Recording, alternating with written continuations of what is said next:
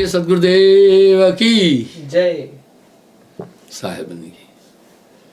कल मैंने आपसे मन पर बात की थी। मन ही आए काल कराला, जीव नचाए करे बेहाला। ये बड़ा पश्तो है।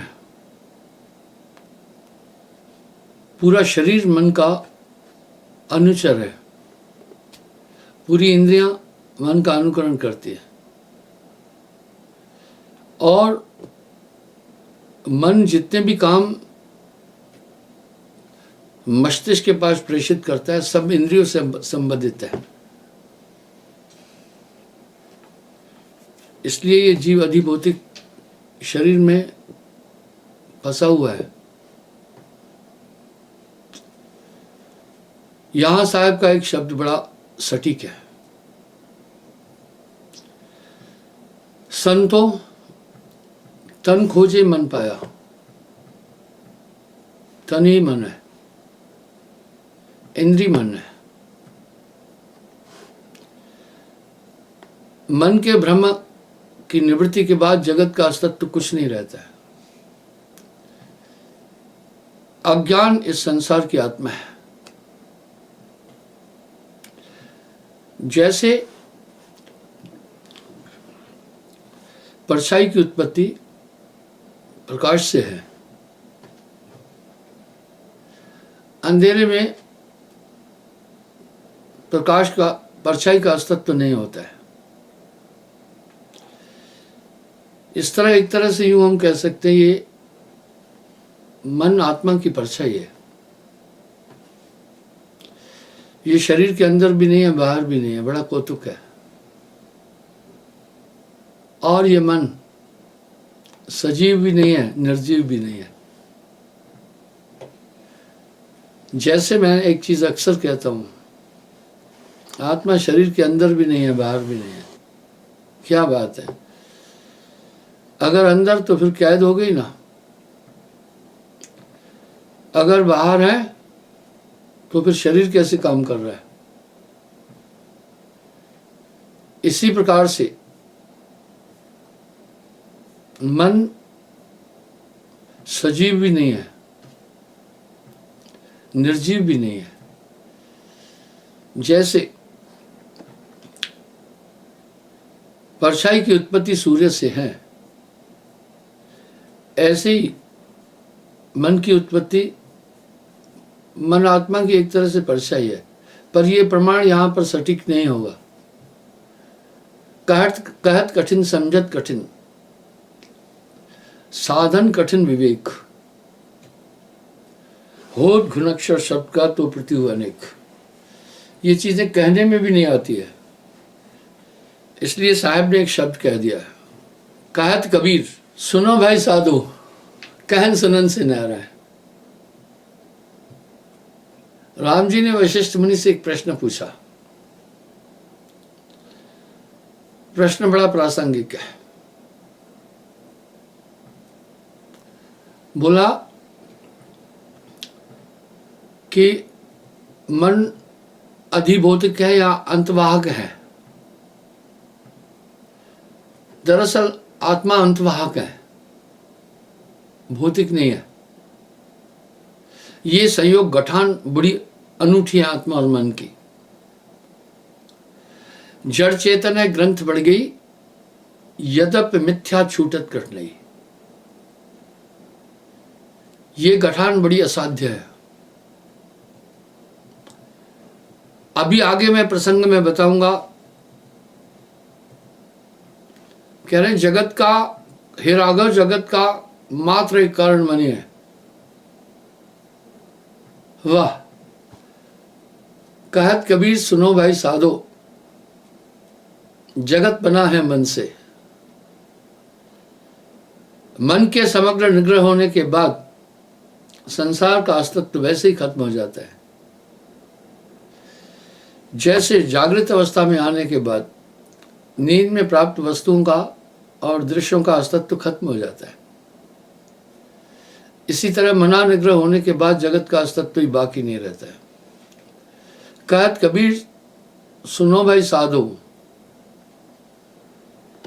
कहत कबीर सुनो भाई साधो, जगत बना है मन से, मन ही आए काल कराला, जीव न चाहे करे बेहाला। विडंबना है, मन की पोषक, मन की सत्ता तो आत्मा है, उसी आत्मा की सत्ता लेकर इसने, मन ने आत्मा को बांधा है। कितना साहब का सुंदर रूपक है यहां।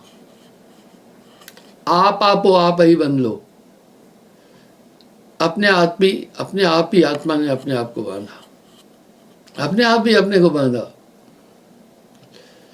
जैसे स्वान कांच मदल में भ्रमक भूख पर, भ्रम के कारण, भ्रम क्यों हुआ आत्मा को?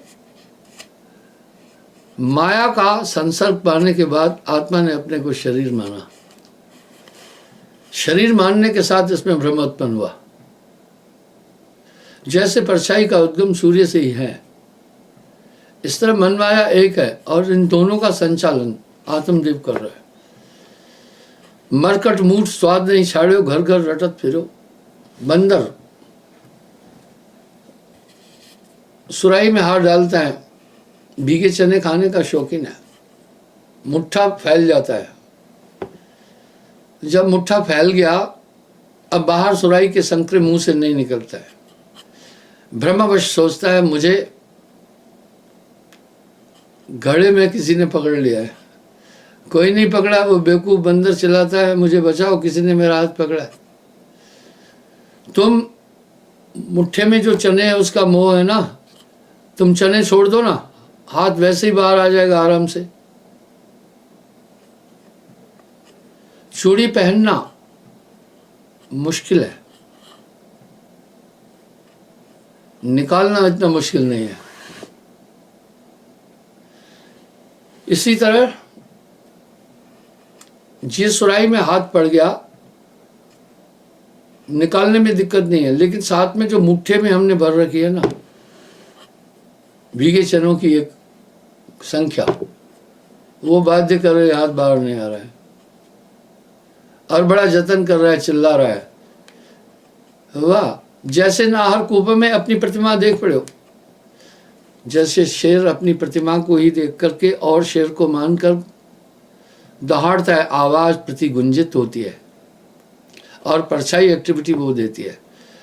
अब मूर्ख शेर समझता है कि मेरा प्रतिद्वंदी इस कुएं के अंदर है और मुझे चुनौती दे रहा है। दरअसल वो उसकी अपनी चेष्टा है। वाह, साहब क्या कह रहे हैं? कहत कबीर सुनो भाई साधु, कहत कबीर सुनो, नलनी के सुगना तो है क्या पकड़ो, तुम्हें किसने पकड़ा है? आत्मा को कोई पकड़ नहीं सकता, ये भ्रमवश बंदी है। जब तक आपके अंदर संकल्प विकल्प है, इसकी तरंगें उठ रही हैं, तो आप संसार में हैं। कौतुक है, जैसे सपना देखने वाला पूरी आयु सपना देखता है, नींद में सपना देखता है। कौतुक है, सब नित्य लगता है। जागने पर ही हमें पता चलता है कि कुछ नहीं था, यानी हम शुद्ध चेतना में आ गए। उस समय भ्रमांक चेतना थी निद्रावस्था में। मैं इसका उल्लेख भी कई बार कर चुका हूं। जागृत अवस्था में हमारी आत्मा का वास आंखों में है, निद्रा में कंठ में बाईं तरफ हो जाता है, एक कोशिका है उसमें घुस जाता है आदमी। वाह क्या बात है। और अभी से चेतना 16 गुना कम हो जाती है। तीसरी सुषुप्तावस्था है। उस अवस्था में जाने के बाद आत्मा की चेतना अभी से 1000 गुना कम हो जाती है। 1000 गुना कम। आप सोचे तो 1000 गुना कम चेतना हो जाती है। कुंद अवस्था है वो। उसको दूसरे शब्दों में कामा भी कहते हैं, मूर्छावस्था भी कहते हैं। डॉक्टर लोग आदमी को मूर्छावस्था पर ले जाने के लिए मेरुदंड में इंजेक्शन लगाते हैं, मेरुदंडी पूरा स्पंदन और संदेश बॉडी में पहुंचाता है, तो वो ब्लॉक हो जाता है। फिर काटा पीटी भी करते हैं ना, कुछ नहीं पता चलता। काटा पीटी करने के बाद कुछ के समय उसे कुछ नहीं पता चलता है, क्योंकि वो स्पंदनहीन हो चुकी थी कोशिकाएं। इसी तरह जब ये जीवात्मा नाभि में स्थान कर लेता है, तब उसकी चेतना अभी से 1000 गुना कम हो जाती है। इसको सुषुप्ति अवस्था कहते हैं। देखा, इन अवस्थाओं के कारण भी मनुष्य की चेतना, ये सब शरीर की अवस्था है। वैसे तो शास्त्रों में कहीं 2 शरीरों का उल्लेख है, स्थूल भौतिक और अधिभौतिक, भौतिक और अंतवाहक। पर यहां साहब ने 6 शरीर बोले हैं। साहब ने वाणी में 6 शरीरों का उल्लेख किया है। हाँ, लोगों ने, कुछ योगियों ने 2 शरीर बोल दिए। एक ये स्थूल शरीर जो चल रहा है, एक जो प्राणायाम करके पूरे सुषुम्ना में जा करके साधक पूरे शरीर की शक्ति समेट करके एक पॉइंट पर पहुंचता है उसको, और वो ऐसे शरीर को प्राप्त करता है कि कहीं भी आ जा पाए। दरअसल उड़ने की भी एक शक्ति अंतभाग में शरीर में आती है। ये बड़ा कौतुक है। आपने सुना होगा, मैंने आपको कबीर मंशूर से प्रमाण दिया था कि नानक देव जी जहां जाते थे उड़कर जाते थे। भला आप सोचे वो मक्का में कैसे पहुंच गए। उस समय तो ये सब चीजें, 800-600 साल पहले तो टेक्नोलॉजी नहीं थी ना। उसी अंतभाग शरीर द्वारा कहीं भी जाया जा सकता है। उसमें क्या होता है, पूरा ऐसा लगेगा, लेकिन ये भौतिक देह नहीं होती है। इसलिए योगी भी क्या करते हैं, अपने शरीर की पूरी ऊर्जा समेटते हैं एक पॉइंट पर और उस शरीर को प्राप्त करते हैं। खैर, आइए, मैं कह रहा हूं, यहां मेरा ये एक भाव है। मैं पिछले 3 दिन से आपसे ये बातचीत कर रहा हूं। कहत कबीर सुनो भाई साधु, जगत बना है मन से। यहां आशीष जी क्या कह रहे हैं, अस्त हे राघव, अस्त इसलिए, हे राघव, जगत का कारण एकमात्र मन ही है। वाह, जगत का मात्र एक कारण ही मन है। आप मोटे रूप से विचार करो ना, शरीर में 14 इंद्रियां हैं, 5 कर्मेंद्रियां, 5 ज्ञानेंद्रियां, अंतःकरण की 4 सूक्ष्म इंद्रियां, ये सब मन है। रोम रोम मन है। इसका मतलब है जो हम आंखों से देख रहे हैं ये भी मन है, जो हम कानों से सुन रहे हैं ये भी मन है, जो हम मुंह से बोल रहे हैं ये भी मन है,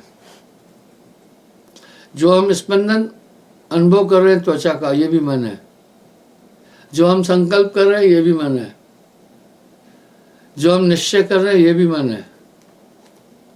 इसलिए मन के 2 रूप है, स्थूल और सूक्ष्म। स्थूल में ये पूरी काया मन है। देव निरंजन सकल शरीरा, तामे भ्रम भ्रम रहल कबीरा। क्या कौतुक है। और सूक्ष्म में निराकार मन है, और मन माया तो एक है। यानी माया का पूरा, माया काया माया एक ही जानो। जैसे ड्राइवर और गाड़ी 2 अलग चीजें हैं, इसी तरह मन और माया 2 अलग चीज प्रतीत होती है, पर हैं एक। बहुत बड़ा कौतुक है, दुनिया का हर आदमी इसको कहता भी है कि मन माया में हम फंसे हैं। कह रहे हैं पर ये समझने की कोशिश नहीं करते। इसलिए इतना इनका तालमेल है आपस में। उदाहरण देता हूं, कोई सुंदर वस्तु आपने खाने वाली स्वादिष्ट देखी, आपके मुंह में पानी क्यों आ गया? मुंह में पानी क्यों आता है? जब हम कोई चीज को खाते हैं, उसके स्वाद के कारण लार ग्रंथियां पानी छोड़ती है, वो पानी ही, लार्वा ही भोजन को हजम करता है।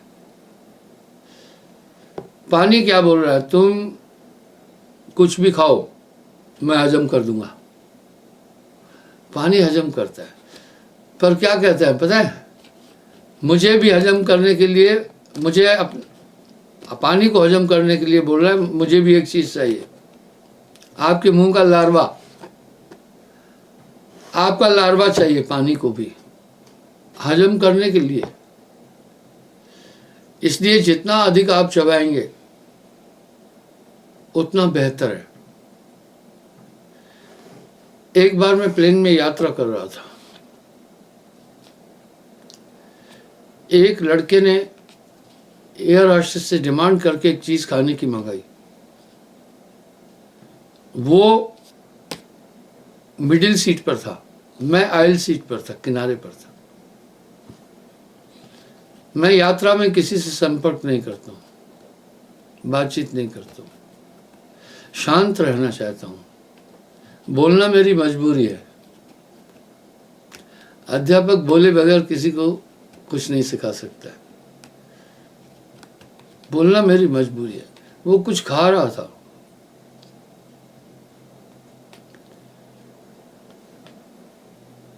उसने खाने में आम आदमी के खाने से 3-4 गुना ज्यादा टाइम लगाया। मैंने दिल में सोचा, आदमी बड़ा टेक्निकल लग रहा है, और युवा लड़का था। मैं कहा इसे खाने दो, बाद में पूछूंगा। क्या आपने जो 5 मिनट में चीज खाई जा सकती थी, 20 मिनट क्यों लगाए? क्या बात थी उसकी टेक्निकल। मैंने उससे पूछा, बोला भाई पेट में कोई आरे तो लगे नहीं है ना? हम पदार्थ से भोजन इसलिए ग्रहण करते हैं कि हमें अपने शरीर में आयरन चाहिए, कैल्शियम चाहिए, फास्फोरस चाहिए, विटामिन चाहिए, अन्य चीज चाहिए।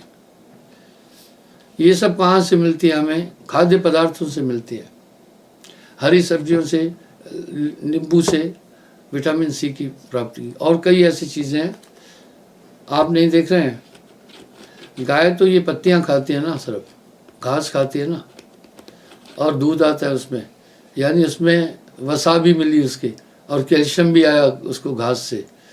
तो ये पशु भी एक काम करते हैं, पहले जल्दी जल्दी खा जाते हैं, बाद में ग्वाली करके उसको दोबारा चबाते हैं।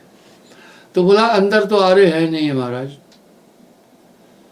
जब हम इनको बिल्कुल भी डिस्ट्रीब्यूट नहीं कर देंगे, चबा नहीं देंगे, तो इनके अंदर के मिनरल नहीं निकलेंगे। वो खाद्य पदार्थ हमारे टूल द्वारा वापस आ जाएगा। क्या फायदा है वो खाने का? इनको पानी की तरह करना है। इसलिए बंगाली में कहावत है, जल खाओ भोजन पियो। अर्थात पानी धीरे धीरे पीना, घूंट घूंट करके पीना, और जल को पी जाना, इतना चबाना। तब आपके इम्यून सिस्टम को ताकत भी नहीं लगानी पड़ेगी, बहुत जल्दी हजम हो जाएगा। यहां मैं ये बात कहना चाह रहा हूं कि आपके अंदर ज्ञान का भंडार भरा पड़ा है। सबकी कटरी लाल है, कोई नहीं कंगाल। महापापी भी जब कुछ काम करता है तो ईश्वर की दी हुई बताते हैं उसको, तो भी अपना काम करती है। पहले उसको सूचना देती है, ये उचित है, ये अनुचित है, ये कृत है, ये अकृत है, सूचना देती है। अलग बात है कि हम उसको इग्नोर करके मन की धारा में बह जाते हैं। तभी तो साहब ने अपनी हर एक वाणी के बाद अपने दोहे में, अपने भजनों में ये कहा, कहत कबीर सुनो भाई साधो। कहत कबीर सुनो भाई साधो, इसका मतलब है साधो उस बात को। आप थोड़ा सा विचार करें, विचार करने से मामला साफ हो जाएगा। जब आत्मा संकल्प विकल्प से परे है तो फिर ये संकल्प कौन कर रहा है? आत्मा काम क्रोध लोभ मोह अहंकार से परे है तो फिर ये काम क्रोध लोभ मोह अहंकार आया कहां से? आत्मा भोग भोक्ता से परे है, आप आत्मा आनंद में है, तो ये फिर बड़ी गड़बड़ कहां से आ गई? अशांति कहां से आ गई? बाकी चीजें कहां से आ गई? काफी लोग मेरे पास रहते हैं, वो डिप्रेशन में होते हैं। पागलपंती की पहली स्टेज है गुस्सा आना। गुस्सा रोकें। क्यों? जब आप गुस्से में आते हैं आपका रक्त का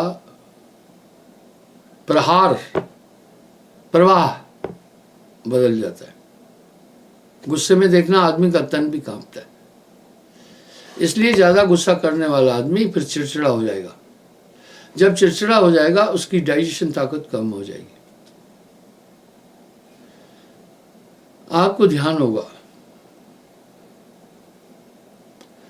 मैंने मोबाइल फोन के अधिक प्रयोग पर एक बात बोली थी।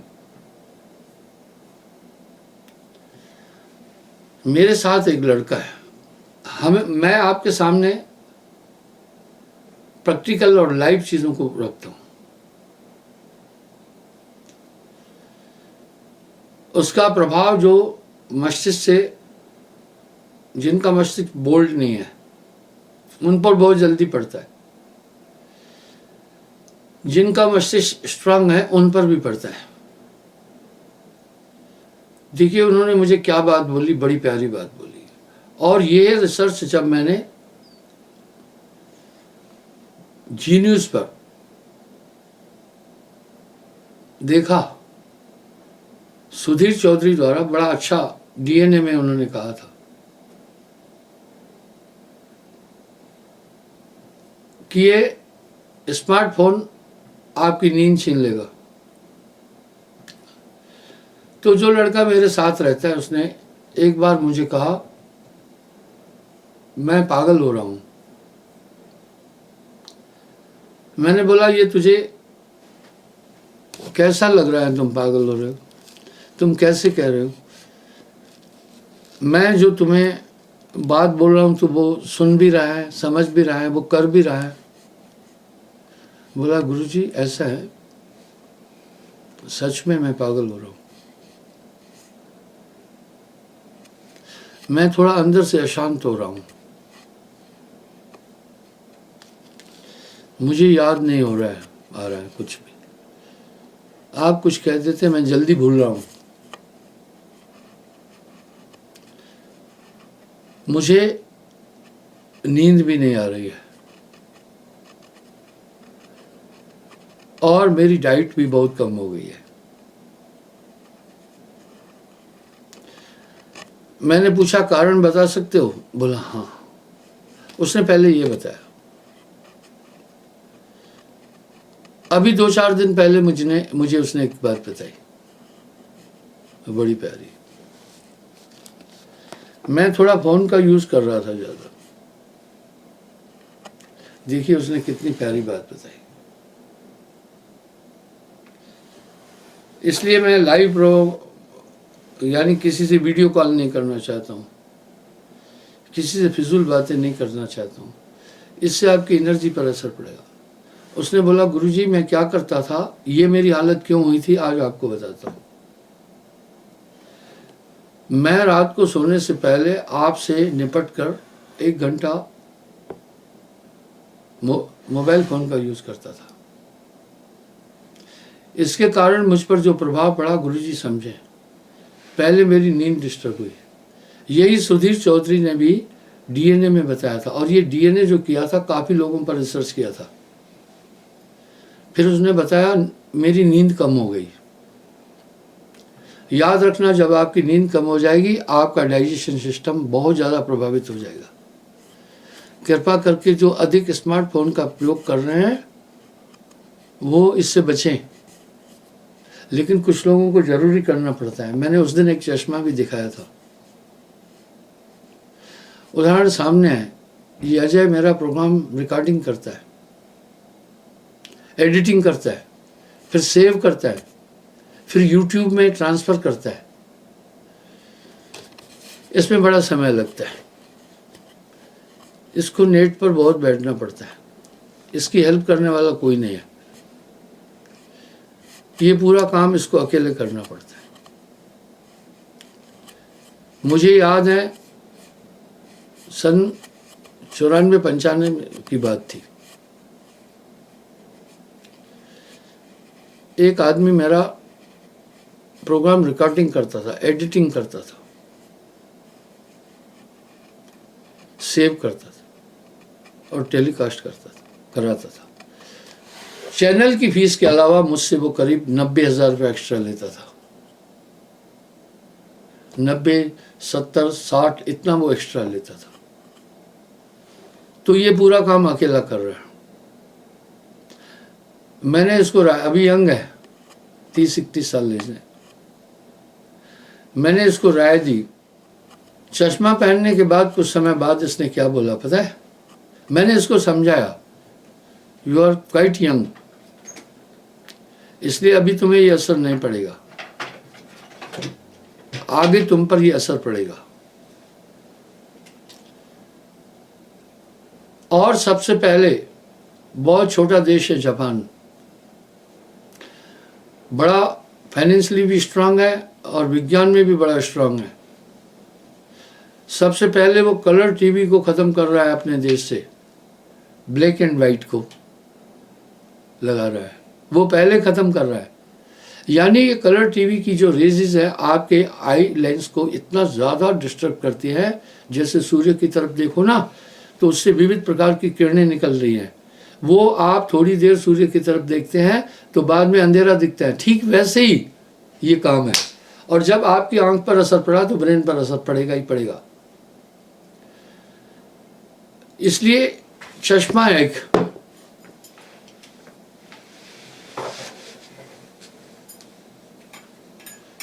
मैंने इसका उल्लेख पहले भी किया था, ये चश्मा है। मुझे मेरे एक सत्संगी ने देखा मेरा कितना ध्यान रखते हैं लोग, मुझे कहा गुरुदेव आप रात को भी सफ़र करते हैं, गाड़ी में बैठते हैं, सामने वाली गाड़ियों की जो लाइट आती है बहुत डिस्टर्ब करती है, मैं आपको एक चश्मा दूंगा, उससे आपको लाइट का डिस्टर्ब नहीं होगा। देखिए वो फिक्र किया मेरी, मैंने इसको, हालांकि उस समय देखो आपका ब्रेन पर असर पड़ता है। मैं प्रमाण देता हूँ, आप रात में देखना रोड पर आपको कुत्ते, बिल्लियाँ, सियार, लकड़बग्घे ये मरे हुए मिलते हैं। वजह उनकी आंखों पर जब लाइट पड़ती है उसमें विविध प्रकार के कलर है, वो सीधा उनके ब्रेन को डिस्टर्ब कर देते हैं, इसलिए वो फैसला नहीं कर पाते हम कहाँ जाएं, वो मर जाते हैं वहीं पर ही। उसने मुझे ये चश्मा दिया, मैंने चश्मा पहना, उसने मेरी आंख में टार्च मारी, आप मानेंगे मुझे यूं लगा कि टार्च में प्रकाश उतना ही लगा,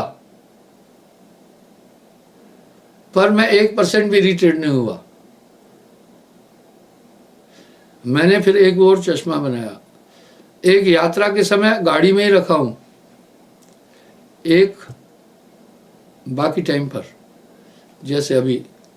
खैर अभी तो मैं जब आपसे बातचीत करता हूँ स्क्रीन रिमूव कर देता हूँ, लेकिन ये कभी कभी भूल जाता है उसको हटाना, तो इतना असर नहीं पड़ता है उसको। तो बंधुओं, ये ब्रेन पर असर डालती है पूरी चीज़ें। इस तरह मैं आपसे मन पर बातचीत कर रहा हूँ। अगर आप, डॉक्टर एक बात और बोल रहे हैं बड़ी अच्छी, कह रहे हैं 50 साल की उम्र के बाद आप चश्मा लगाएं, पक्का लगाएं। अगर आपकी आई साइट ठीक भी है तो आप 0 पावर का लगाएं।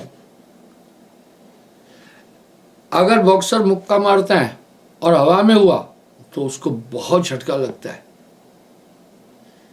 इसी प्रकार जब आप डायरेक्ट दूर के दृश्य को देखते हैं, आपकी एनर्जी इन्वेस्ट होती है, इसलिए आंख बंद करने के बाद आदमी सुकून फील करता है, एक शांति, एक आनंद फील करता है।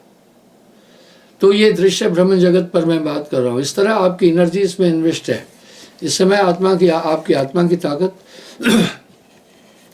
जगत के भौतिक पदार्थों में उलझी हुई है। जब आप एकाग्र होने लगते हैं तो पूरी एनर्जी वन पॉइंट पर आ जाती है। यह है ध्यान अवस्था। इसलिए साहब की थ्योरी कंसंट्रेशन पर डिपेंड है। तो 14 के 14 आइटम जो बॉडी के अंदर पड़े हुए हैं, आपको भ्रमित करने वाले हैं, ये सब मन है। संतो तन खोजे मन पाया। इसलिए मन आपकी एनर्जी को इन्वेस्ट करना चाहता है, बाहर आपकी एनर्जी को एक्सप्लॉइट करना चाहता है, अंदर नहीं समाहित और कंसंट्रेट नहीं होने देना चाहता है। इसलिए ये पूरा ताबूज जो बना हुआ है, ये सब मन का अनुकरण करता है। तो साहब यहाँ क्या करें, संतो तन खोजे मन पाया। तन ही मन है, इंद्री मन है। तन ही मन है, इंद्री मन है। इसलिए ये पूरा ताम झाम जो आपकी बॉडी का है, आपका शत्रु है। कभी भी आपको एकाग्र मन नहीं होने देगा।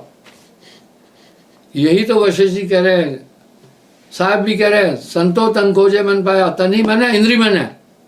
हाँ, ये इंद्रियां कम भटका रही हैं क्या? ये मन कम भटका रहा है क्या?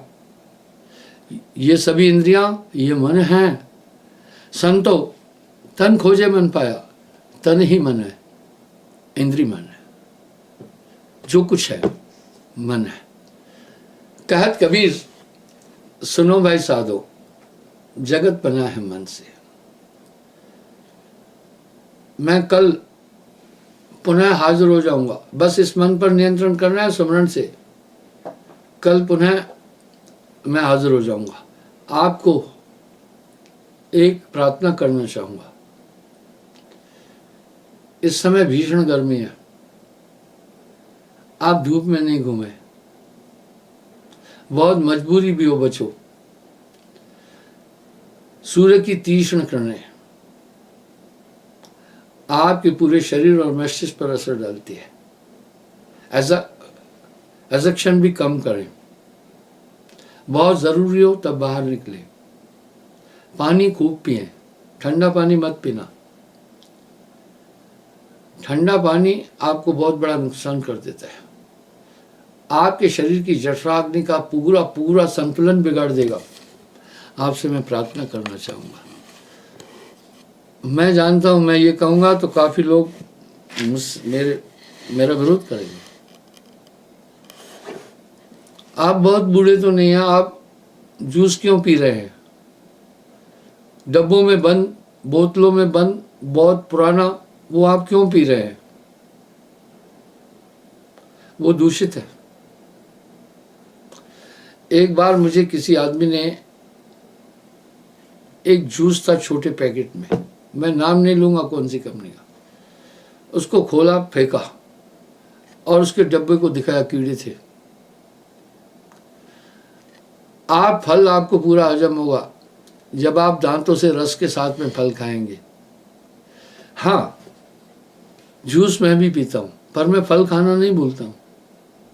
मजबूरी है, समय कम मिलता है, फलों का मैं सेवन ज़्यादा करता हूँ। फल आपको तंदुरुस्त रखेंगे, मोटा नहीं होने देंगे। वनस्पति का अधिक प्रयोग करें। आप बंदरों को नहीं देख रहे हैं, लंगूरों को नहीं देख रहे हैं, उनके बॉडी में ज़्यादा फैट्स नहीं। चटकी कितनी है, तेजी कितनी है, एक छलांग लगाते इधर उधर दौड़ते रहते हैं, कितने तेज है। इस तरह मैं ये नहीं कह रहा हूँ आप फिर लंगूर बन जाओ, ऐसा नहीं कह रहा हूँ, पर आप अपनी डाइट पर नियंत्रण रखो। बच्चों को चॉकलेट, आइसक्रीम, सॉफ्ट ड्रिंक, ऐसे शरबत, टॉफियाँ मत खिलाओ। ये बहुत हानिकारक है, ये बहुत हानिकारक है। आप ताज़े दूध का सेवन करें। हर जगह हमारे देश में बड़ी अच्छी व्यवस्था थी, हर गांव में गोचर जमीन छोड़ी हुई थी। हमारी लाइफ स्टाइल बदल चुकी है। तो आप तंदुरुस्त रहें और गर्मी में बाहर कम निकलें, फलों का अधिक प्रयोग करें और पानी गुनगुना पिए, ठंडा पानी न पिए, और सॉफ्ट ड्रिंक का ज़्यादा इस्तेमाल न करें। ये जितने भी बाकी जितने बोतल में बंद जो आप देख रहे हैं, फलाना आप दिखाना आप, ये इनसे बचें, इनमें डेंजर केमिकल्स हैं साहेब।